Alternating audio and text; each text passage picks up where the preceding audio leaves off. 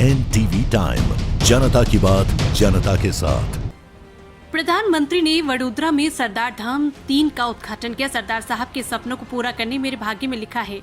सांस्कृतिक कार्यक्रम विशेष रूप से पश्चिम बंगाल की थीम पर आधारित था। प्रधानमंत्री नरेंद्र मोदी ने हाल ही में गुजरात के सोमनाथ मंदिर की प्राण प्रतिष्ठा के 75 वर्ष पूरे होने के अवसर पर आयोजित सोमनाथ अमृत महोत्सव में भाग लिया, जिसके बाद वे वडोदरा पहुंचे। वहां उन्होंने सरदार धाम 3 का उद्घाटन किया और सरदार गौरव रत्न पुरस्कार से सम्मानित हुए। यहाँ विभिन्न राज्यों के सांस्कृतिक कार्यक्रम प्रस्तुत किए। सजावट विशेष रूप से पश्चिम बंगाल की थीम पर आधारित थी। प्रधानमंत्री मोदी ने कहा कि आपने मुझे सरदार गौरव रत्न पुरस्कार से सम्मानित किया है। जब किसी पुरस्कार के साथ सरदार साहब का नाम जुड़ता है तो जिम्मेदारी और बढ़ जाती है।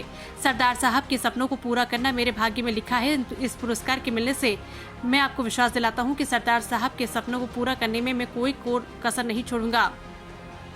गुजरात मेरे स्वभाव को जानता है और पीछे हटना पसंद नहीं करता। आपके द्वारा मुझे सम्मानित किया जाना मेरे लिए बहुत बड़ी बात है। आज का ये दिन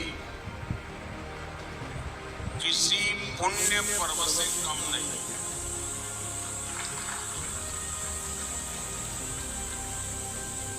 यहाँ आने से पहले मैं सोमनाथ मंदिर में था। सोमनाथ मंदिर की प्राण प्रतिष्ठा के 75 वर्ष पूर्ण हुए हैं। सोमनाथ मंदिर की पुनर्स्थापना, ये सपना सरदार पटेल के संकल्प से ही पूरा हुआ था।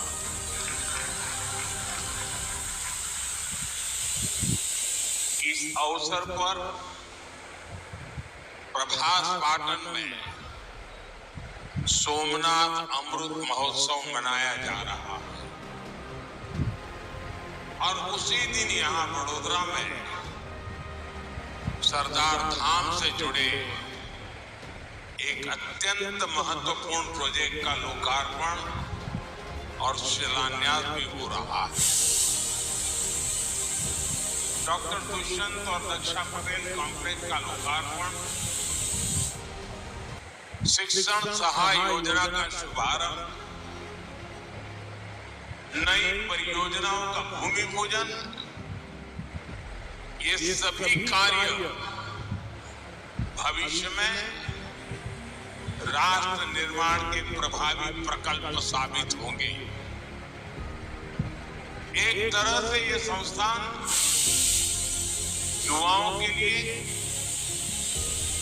भविष्य के कैरियर के लॉन्चिंग पैड का काम करेंगे। मैं आप सभी को, समाज के सभी लोगों को